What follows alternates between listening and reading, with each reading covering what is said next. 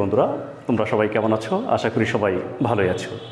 আজকে আমি হাজির হয়েছি তোমাদের এইচএসসি লেভেলের একটি ঝাঁকানাকা ইম্পর্টেন্ট টপিক নিয়ে আলোচনা করব। সেটা হলো ত্রিকোণমিতিক অনুপাত।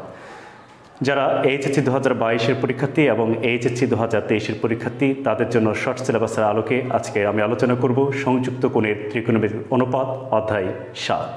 প্রিয় শিক্ষার্থী বন্ধুরা, HSC higher math unit 7 topic 7-এর বি আমি যে রেফারেন্স বইটি নিয়ে এসেছি সেটা হলো লেখক প্রফেসর অসীম কুমার সাহা, অক্ষরপত্র প্রকাশনী।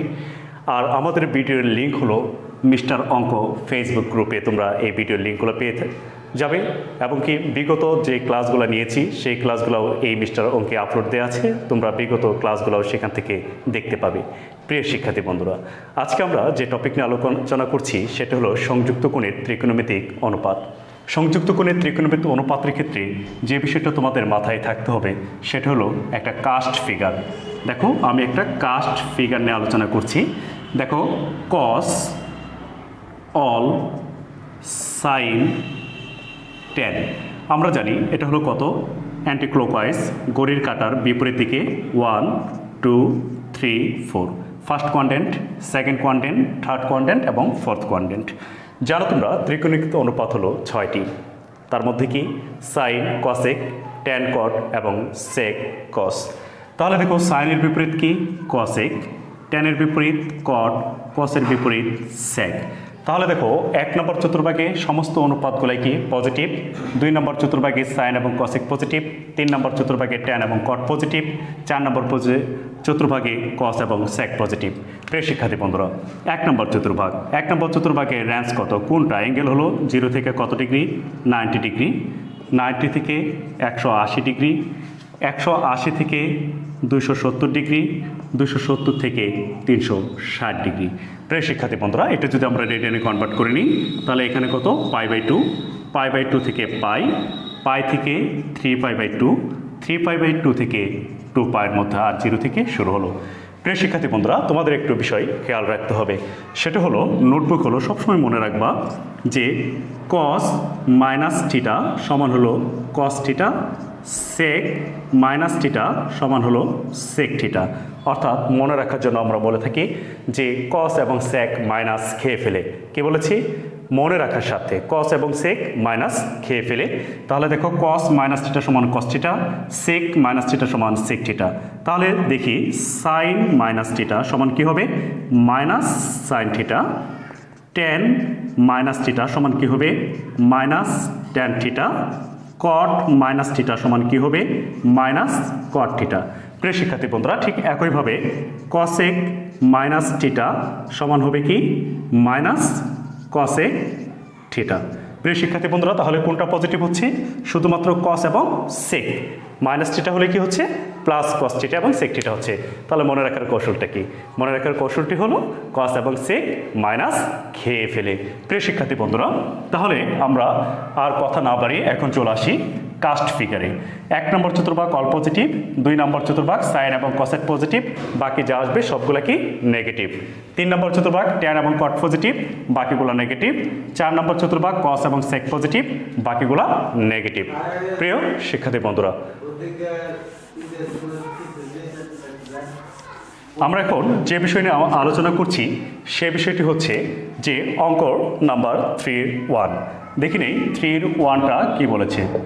দেখো, সাইন স্কোয়ার, আমাদের যে অঙ্কর দাগটা আছে, sine square π/7, sine square π/7 plus sine square 5π/14, sine square 5π/14 plus দেওয়া আছে sine square 8π/7 plus sine square 9π/14, sine square 9π/14।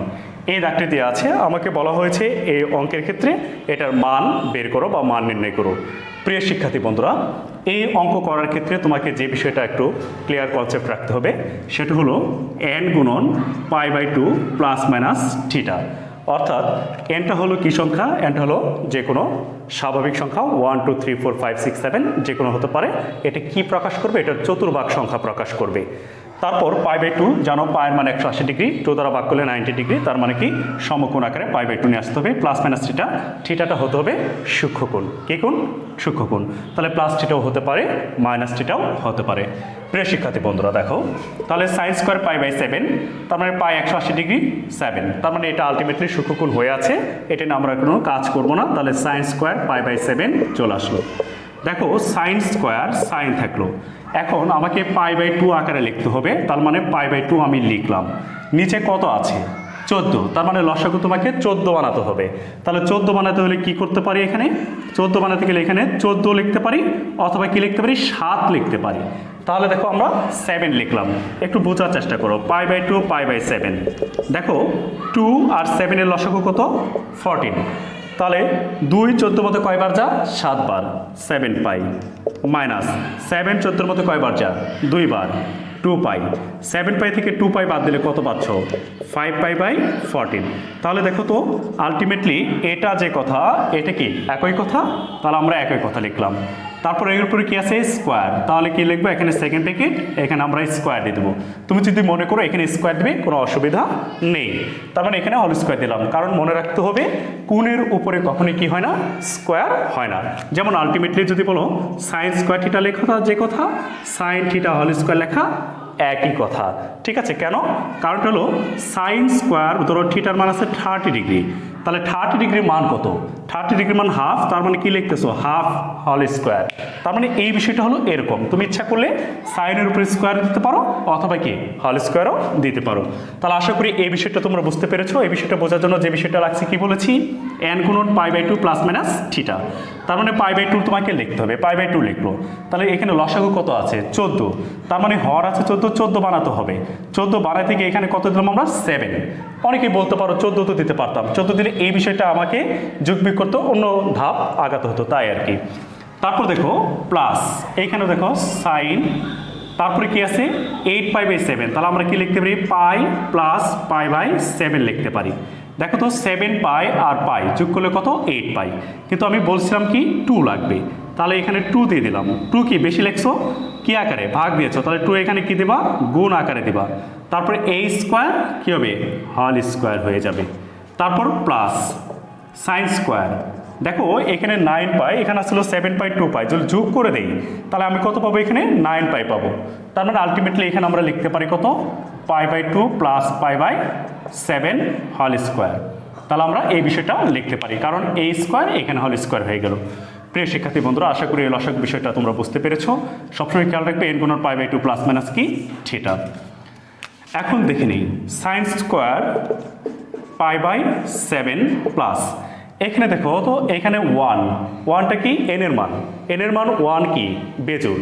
আমরা জানি n যদি বেজোড় হয়, n যদি কি হয়? বেজোড় হয়, তাহলে তোমাকে মনে রাখতে হবে সাইন হবে কস, সাইন হবে কি?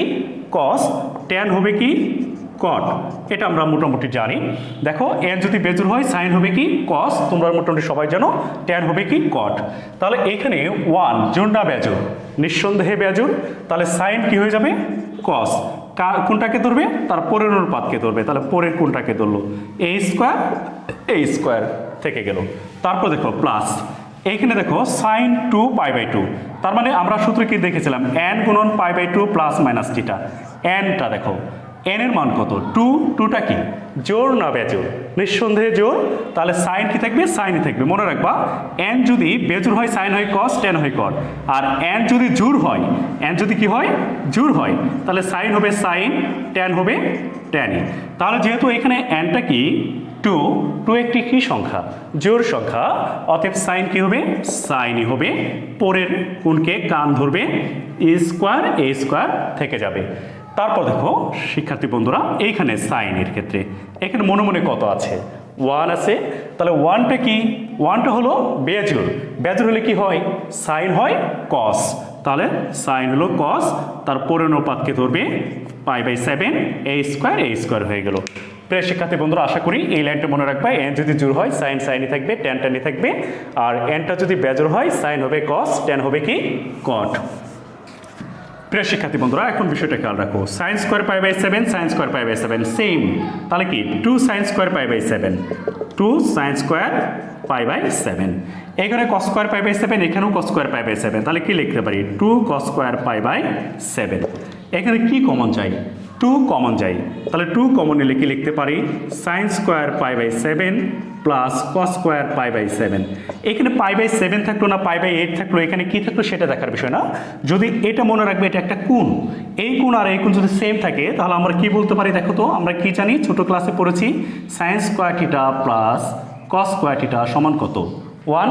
তার মানে দেখো এই কোণ আর এই কোণ সেম, তার মানে কি sine square theta plus cos square theta is equal to কত 1। তাহলে 2 গুণন 1, তাহলে 2 এর সাথে 1 গুণ করলে কত পাচ্ছ 2, তার মানে অ্যান্সার এটাই। প্রিয় শিক্ষার্থী বন্ধুরা, আশা করি অঙ্কটি তোমরা বুঝতে পেরেছো। এই নিয়মে তোমাদের বাড়ি কাজ হলো 3 এর 2 এবং 3। তাহলে হোমওয়ার্কটা আমরা লিখে দিচ্ছি, হোমওয়ার্ক হলো 3 এর 2 এবং 3। যেখানে না বুঝবে অবশ্যই বিষয়টি আমাদের সাথে শেয়ার করবে, আমরা পরবর্তী ক্লাসে এই বিষয় নিয়ে বিশদ আলোচনা করব। ধন্যবাদ সবাইকে, সবাই ভালো থেকো, সুস্থ থেকো, সবার প্রতি শুভ কামনা।